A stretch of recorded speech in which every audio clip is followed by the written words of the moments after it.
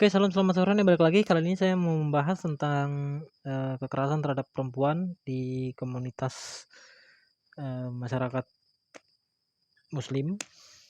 Pertama saya mau mendasarkan bahwa, argumen saya ini didasarkan dari Quran surah 4 ayat 24, bisa dibaca sendiri.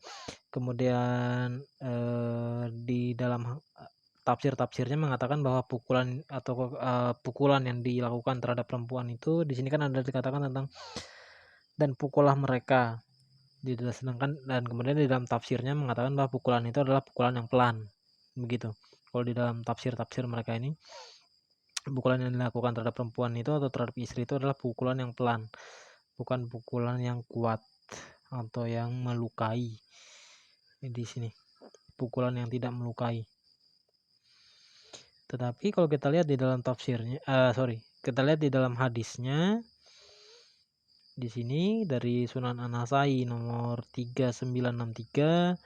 Kemudian Sunan An-Nasai 3964, kemudian Sahih Muslim 974b. Di sini menceritakan bahwa, Aisyah itu dipukul oleh, Muhammad di bagian dada, dia pukul di dada sehingga dia merasakan sakit. Hurt me, di situ katakan kan, hurt me. Hingga Aisyah itu merasakan kesakitan, dipukul oleh Muhammad di bagian dada sehingga dia merasakan kesakitan. Sementara tadi, di dalam tafsirnya mengatakan pukulan itu tidak boleh menyakitkan. Jadi antara tafsir dengan praktik nabinya sendiri di dalam hadis itu bertentangan.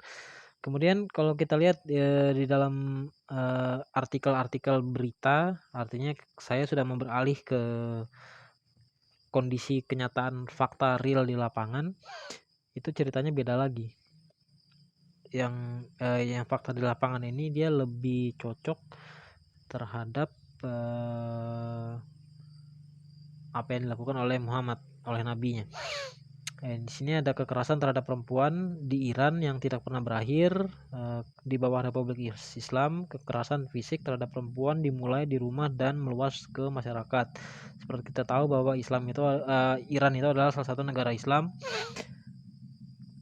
dan di sini, menceritakan tentang mereka perempuan, para wanita, para perempuan itu mengalami diskriminasi hukum, kemudian mereka boleh dikenai hukuman fisik, bahkan jika hanya dengan alasan karena tidak mau menggunakan jilbab, mereka bisa dicambuk atau dilempari batu.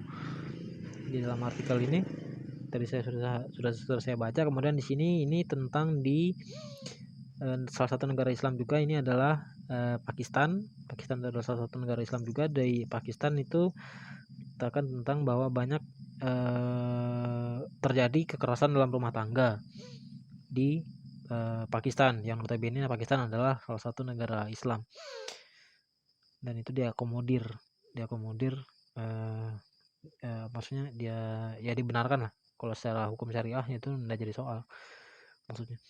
Kemudian, tadi ada satu lagi saya buka, kayaknya ini. Nah ini, pandemi sees worsening domestic violence against women in Albania. Albania salah satu negara Islam, jangan lupa itu. Ini artikelnya dibuat per tahun 2022, tahun kemarin, di Januari tanggal 3. Di sini berceritakan tentang, banyaknya terjadi kekerasan di dalam rumah tangga dan itu tidak dilakukan penegakan hukum terhadap hal tersebut. Dan kemudian di sini,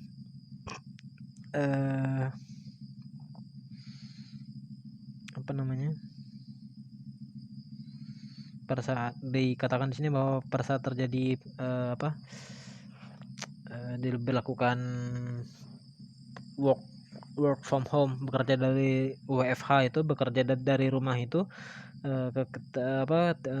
tindakan kekerasan terhadap rumah tangga itu, tindakan kekerasan dalam rumah tangga itu meningkat,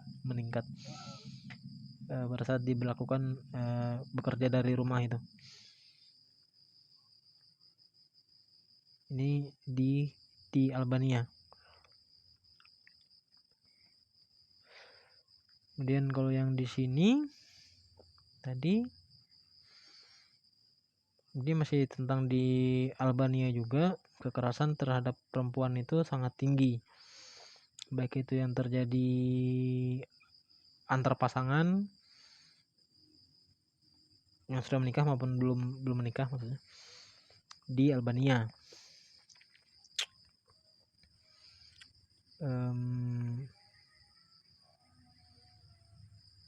Jadi di dalam masyarakat Islam sendiri, bahkan kalau sekalipun itu diberlakukan atau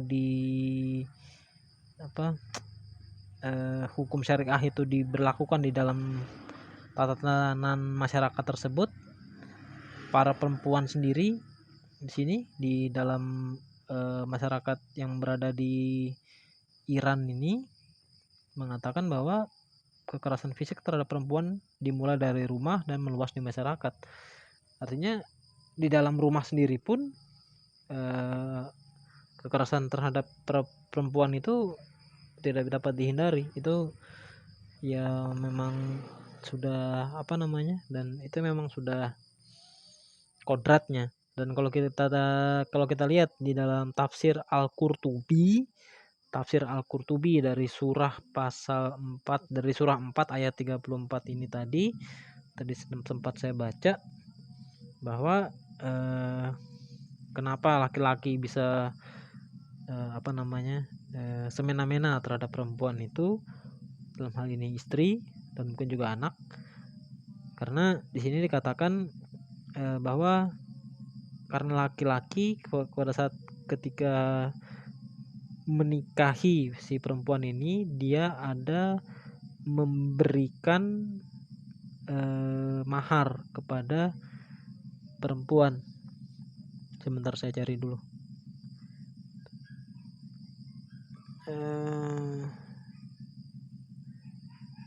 Tadi ada. Nah ini. Keutamaan mereka di sini maksudnya adalah para laki-laki, keutamaan para laki-laki atas wanita dalam warisan adalah karena mahar dan pengeluaran laki-laki. Dan itu juga menjadi dasar kenapa laki-laki bisa berkuasa atas perempuan, sekalipun bukan soal mahar itu, karena sekalipun bukan soal warisan itu, karena laki-laki itu memberikan mahar kepada perempuan